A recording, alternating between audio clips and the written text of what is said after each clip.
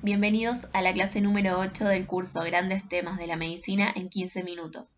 El tema de este video es la introducción al sistema endocrino. Grandes temas de la medicina en 15 minutos es un curso dictado por el Departamento de Docencia del Centro Universitario de Estudios Medioambientales, Facultad de Ciencias Médicas, Universidad Nacional de Rosario. A lo largo de millones de años de evolución, los organismos pluricelulares que poseemos tejidos y órganos hemos desarrollado sistemas para la regulación y coordinación de las funciones corporales, dentro de los que se destacan dos, el sistema nervioso y el sistema endocrino. El sistema nervioso está formado principalmente por neuronas que se comunican entre sí con los demás tejidos excitables como el músculo esquelético y el músculo estriado cardíaco a través de sinapsis químicas y eléctricas y se caracteriza por tener respuestas inmediatas.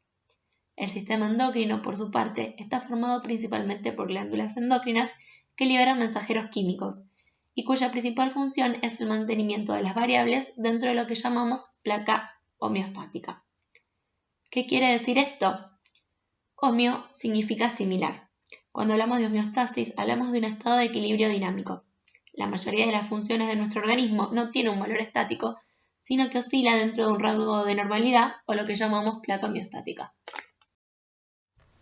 Volviendo al sistema endocrino, vamos a ver que, a diferencia de otros sistemas, no sigue un lineamiento anatómico, sino que su organización es principalmente funcional. Así decimos que el sistema endocrino está compuesto por glándulas endocrinas y tejidos con participación en la regulación endocrina, que los diferenciamos de las glándulas endocrinas propiamente dichas porque su principal función no es la endocrina. Dentro de las glándulas endocrinas podemos mencionar a la hipófisis, la tiroides, paratiroides, el páncreas endocrino, la glándula suprarrenal, tanto la corteza como la médula, el ovario y el testículo. Mientras que dentro de los tejidos con participación en la regulación endocrina, si bien podemos mencionar muchos, el principal es el hipotálamo y podemos nombrar otros como el tubo digestivo o el tejido adiposo.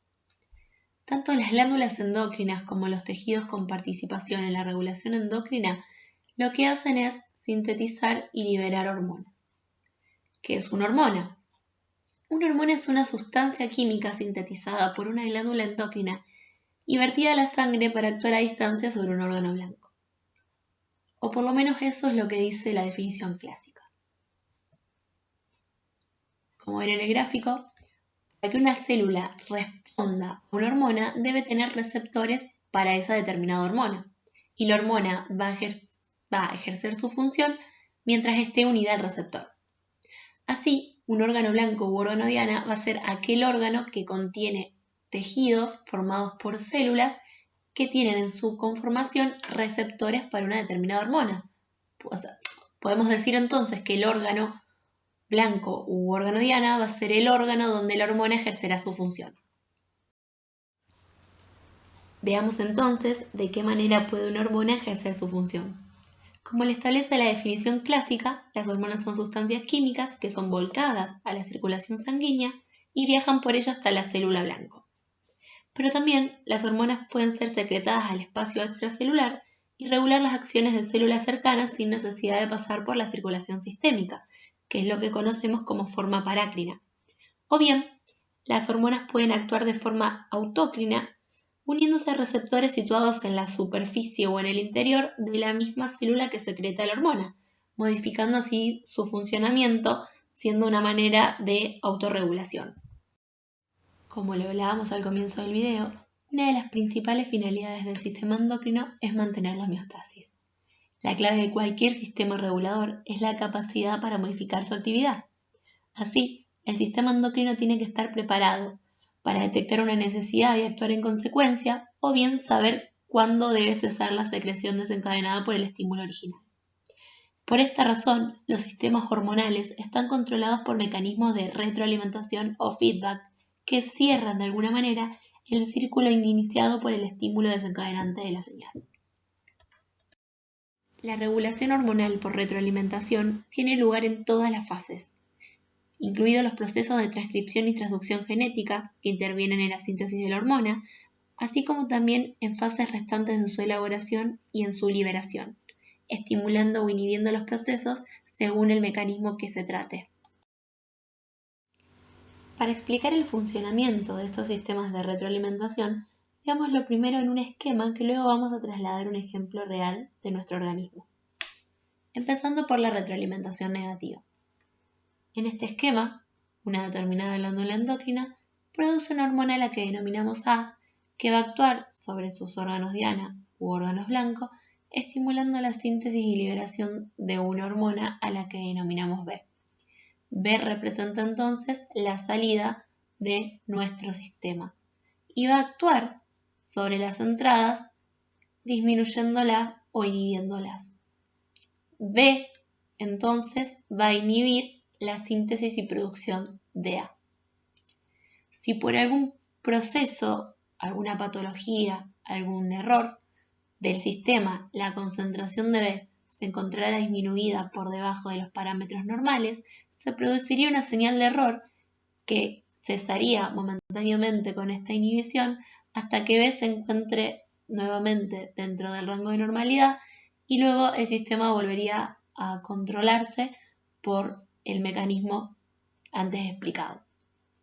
Así, vemos entonces que la retroalimentación negativa lo que hace es mantener los parámetros fisiológicos dentro de la placa miostática y es el principal sistema de regulación de las variables de nuestro organismo. ¿Sí? La mayoría de las variables del ser humano se mantienen dentro de la placa miostática gracias a mecanismos de retroalimentación negativa. Analicemos entonces este gráfico, que es una representación simplificada del eje hipotálamo-hipófiso testicular. El hipotálamo libera GnRH que va a actuar sobre la hipófisis estimulando la síntesis y liberación de dos hormonas, LH y FSH.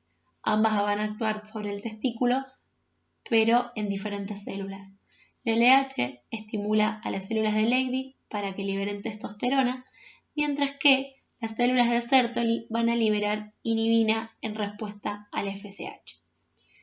Así, tanto la testosterona como la inhibina representarían las salidas de nuestro sistema y van a actuar sobre las entradas, en este caso la testosterona tanto a nivel hipotalámico como hipofisario, produciendo inhibición de las entradas, mientras que la inhibina lo hace principalmente a nivel hipofisario. Analicemos ahora en qué consisten los mecanismos de retroalimentación positiva.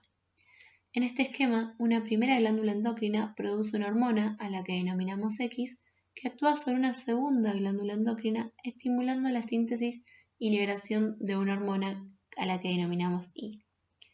Y representa entonces la salida de nuestro sistema y va a actuar sobre esta primera glándula, estimulando la síntesis y liberación de X, que a su vez va a actuar sobre una segunda glándula, estimulando la síntesis y liberación de Y. Vemos así que se forma un círculo vicioso donde las salidas aumentan a las entradas. Por eso, la retroalimentación positiva es un mecanismo de control que ocurre en situaciones muy particulares de nuestro organismo, que se caracteriza por tener un punto de corte que le pone fin al circuito o círculo vicioso. Ejemplos de retroalimentación positiva en nuestro organismo pueden ser el caso de el feedback positivo que ejerce el estradiol sobre el hipotálamo y la hipófisis en la segunda mitad de la fase folicular del ciclo menstrual, que es responsable del pico ovulatorio de LH y FSH, que representaría el punto de corte.